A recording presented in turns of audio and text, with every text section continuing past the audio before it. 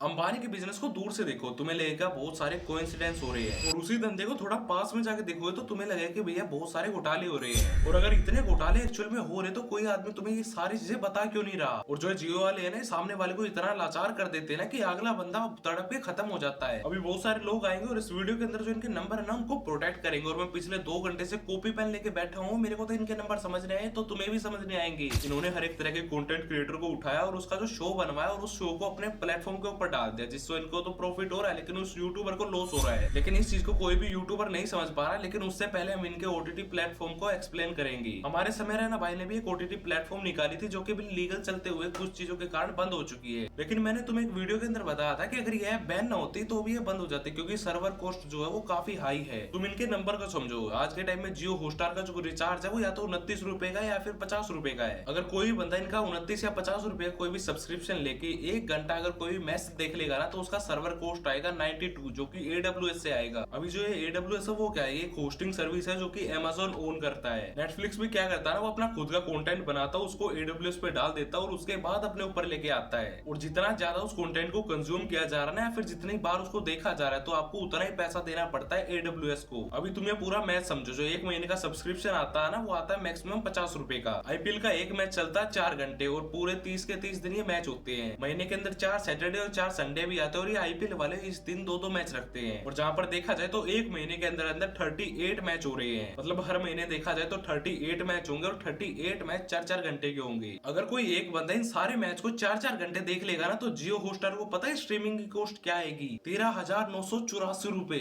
और इस 13,000 के अंदर मैंने ना ही तो मार्केटिंग को लगाया, ना इस प्लेटफॉर्म के चार्जेस को लगाया है। और जो IPL हम देख रहे हैं ना, उसके राइट की भी कॉस्ट को मैंने ऐड नहीं किया है। और ये लोग इतना ज्यादा लॉस कर रहे हैं ना, ये सारी चीजें सुनकर तुम्हें दो ही चीज लग रही होंगी। पहली, या तो भाई अंबानी पागल है, दूसरी या फिर मैं जो सारे नंबर बता रहा हूँ सारे के सारे गलत है। और अगर तुम्हें ये नंबर क्लियर करने हो ना तो AWS के साइट पे जाओ और वहां से जाके इन सारे नंबर को क्लियर कर लो। और रही बात अंबानी पागल है या फिर नहीं, उसके लिए तुम्हें पूरी वीडियो देखनी पड़ेगी और तुम्हें समझना पड़ेगा कि बिहाइंड द सीन सारे नंबर को मैनिपुलेट करके कैसे तुम्हें दिखाया जाता है जिससे तुम खुश रह सको। आज के टाइम में जियो और हॉटस्टार का मर्ज हो चुका है, जो कि प्रैक्टिकली पॉसिबल ही नहीं था। इंडिया के अंदर एक गवर्नमेंट ऑर्गेनाइजेशन है जो हर एक देश के अंदर होती है अलग अलग नाम से। इंडिया के अंदर उसका नाम है CCI, competition commission of India. अभी सोच के देखो, जो तुम ये वीडियो देख रहे हो किस इंटरनेट पे देख रहे हो, जियो का होगा, वोडाफोन का होगा या फिर और किसी इंटरनेट का होगा। और सोच के देखो ये तीनों कंपनियां मर्ज हो जाए और ये बात बोले कि भैया सस्ता इंटरनेट तो हमने बहुत बेच लिया, वैसा करते हैं थोड़ा पैसा कमाते हैं, 500 रुपए पर GB इंटरनेट बेचेंगे और खरबों में कमाएंगे। और जहां पर इन चीजों को दिखा कि ये चीजें एथिकल है या फिर अनएथिकल है, जहां पर तुम्हारा प्रॉफिट हो रहा है उस चीज को करो। और ये बहुत सारी कंपनियां यही काम ना कराए लग जाए, इसलिए CCI इंडिया के अंदर है। CCI कभी भी इन सारी चीजों को मर्ज होने नहीं देती है, क्योंकि जिससे जो कंज्यूमर है उसको बाद में लॉस होगा। मान के चलो, अगर तुम कोई बिजनेस चला रहे हो ना तो उसके अंदर CCI नहीं आएगी, वो बोलेगी भैया अगर तुम्हें बिजनेस करना है तो करो, लेकिन जो तुम्हारे मार्केट शेयर है ना वो 50% से ज्यादा मर्ज नहीं होने चाहिए। CCI को जियो और हॉटस्टार जब मर्ज हो रहे थे ना तो उनके बीच में थोड़ी सी प्रॉब्लम चल रही थी, लेकिन उन्होंने बैठ के उस चीज को सोल्व कर लिया था। और वो सारी प्रॉब्लम ये थी कि भैया जितने भी कार्टून के प्लेटफॉर्म है ना, हंगामा वगैरह, आप इनको और किसी को बेच दो। और दिस इज फेयर, क्योंकि जो कार्टून होते हैं ना ये सारे के सारे लॉस के अंदर चल रहे होते हैं, क्योंकि बच्चों को एड दिखाना मुश्किल ही नहीं, इम्पॉसिबल है। और यहाँ तक कि जो गवर्नमेंट होती है ना उसकी भी काफी सारी रिस्ट्रिक्शन आ जाती है, तो वो तो भाई पॉसिबल ही नहीं था। और दूसरी प्रॉब्लम ये थी कि भैया जो आप IPL की एड बेचोगे ना, आप उनको बंडल में सेल नहीं कर सकते। अगर कोई बंदा टीवी पे एड देखना चाहता तो वहां पर देख सके, लेकिन OTT के ऊपर ऐसा नहीं होता कि भैया कोई बंदा एड नहीं देखना चाहता और आप उसको फिर भी दिखा रहे हो। और मोटा भाई भी लाइक कि भाई अलग अलग करके बेच ले, क्या दिक्कत आ रही है। और हमारे जो CCI है ना, उन्होंने इन सारी चीजों को पूरा अप्रूव कर दिया और उसका रीजन ये दिया गया कि भैया इनके पास 30% मार्केट शेयर है। और प्रॉब्लम ये नहीं कि इनके पास 3% मार्केट शेयर है जिसकी वजह से CCI ने इनके अंदर इंटरप्ट नहीं किया, नहीं, ये सारे नंबर फेक है। और इतना ही नहीं, इस सीट के ऊपर बैठ के मैं इस पूरे नंबर को एक्सपोज भी करके दिखाता हूँ। एक डेटा के अकॉर्डिंग इंडिया के अंदर 70 करोड़ स्मार्टफोन है और कुछ लोग तो ऐसे भी होंगे जो 2-2 मोबाइल यूज कर रहे होंगे। स्टिल जो 2-2 मोबाइल का नंबर है ना, हम उसको थोड़ा इग्नोर करते हैं और मान लेते हैं कि 70 करोड़ लोगों के पास एक एक मोबाइल है। और इन लोगों के अंदर से OTT जो प्लेटफॉर्म है, जियो हॉटस्टार या फिर नेटफ्लिक्स, वो पता है कितने लोग चला रहे हैं? 55 करोड़ लोग। मतलब कि 70 करोड़ लोगों में से 55 करोड़ लोग अपनी जेब से पैसे देके इन OTT प्लेटफॉर्म को चला रहे हैं। और यूट्यूब के पास पता है कितने यूजर्स है? 49 करोड़। यानी कि एज कम्पेयर टू देखा जाए तो OTT प्लेटफॉर्म के पास ज्यादा है। और नंबर के अंदर घोटाला, ये चीज तो मुझे यहीं पर चमक गई थी, लेकिन कितना घोटाला हो सकता है ये और देखना था। और जो 55 करोड़ का नंबर आया ना, ये चीज को भी फिगर आउट करना काफी ज्यादा जरूरी था। और मैंने कुछ रिसर्च करी और उसके बाद मेरे को पता चला कि जो 55 करोड़ का नंबर है ना, ये इन्होंने पता है कहां से निकाला? सब्सक्रिप्शन से।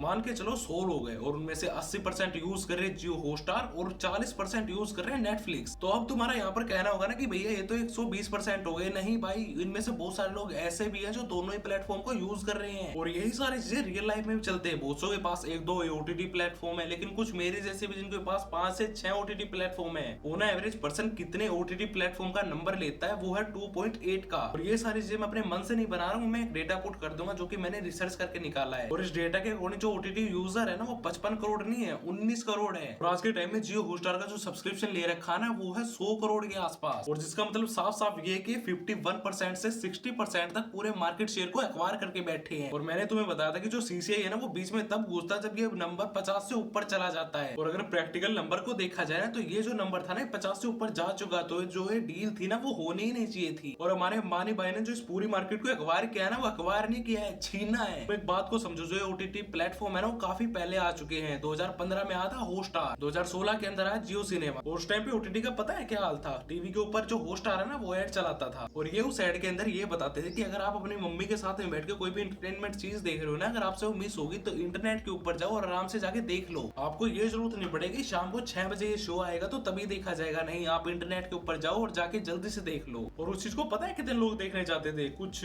मुट्ठी भर लोग, क्योंकि उस टाइम पे जो इंटरनेट था ना, वो काफी महंगा था। उस टाइम पे जो इंटरनेट था ना, वो लगभग 200 रुपया कुछ 1 GB आता था और उसी चीज के चलते हुए इस चीज को कोई यूज ही नहीं करता था। और इन्होंने लोगों को हाथ जोड़ जोड़ के बोला कि भैया जाके कुछ तो देख लो। और हमारे जो मोटा भाई है, यानी कि जो हमारे अंबानी भाई, उन्होंने इस चीज को पहले ही ग्रैब कर लिया था कि अभी मार्केट बनी नहीं है। उन्होंने आने वाले 6 साल तक जियो सिनेमा ऐप को सिर्फ और सिर्फ जिंदा रखा है। ना ही तो इस ऐप के ऊपर कोई कंटेंट आया, ना ही इन्होंने इस चीज को प्रमोट किया। बस इनकी ये सबसे बड़ी पुरानी आदत है कि ये ऐसा ही करते हैं। ये कभी भी किसी भी तरह की कोई भी मार्केट बनाते नहीं है, सिर्फ और सिर्फ आते हैं और उस मार्केट के अंदर बम गिरा देते हैं। सोच के देखो, हॉटस्टार, नेटफ्लिक्स या फिर प्राइम वीडियो को शुरुआत टाइम में कितने ज्यादा एफर्ट्स मारने पड़े होंगे। पहले तो तुम अपने नेटवर्क का सस्ते होने का वेट करो, उसके बाद बहुत सारे लोगों को ये बात बताओ कि भैया OTT होता क्या है। और उसके बाद जब बहुत सारे लोगों को ये चीज समझ में आएगी ना कि ये एक ऐसा इंटरनेट है जहां पर आप कुछ भी चीजें जाके देख सकते हो, लेकिन उसके बाद फिर ये बताओ हमारा बेस्ट क्यों है और आपको हमारा ऐप डाउनलोड क्यों करना चाहिए, हमारा OTT का सब्सक्रिप्शन क्यों लेना चाहिए। क्योंकि हम बहुत सारा कंटेंट बनाते हैं, बहुत सारे एक्सपेरिमेंट करते हैं और हमने लाखों करोड़ों रुपए का कंटेंट इसके ऊपर डाला, लाखों करोड़ों रुपए की इस पे मार्केटिंग की, क्योंकि कुछ मुट्ठी भर लोग आ सके। और उसमें से बहुत सारा कंटेंट ऐसा था जो कि चला ही नहीं, और जो थोड़ा बहुत चला उसको रिपीट किया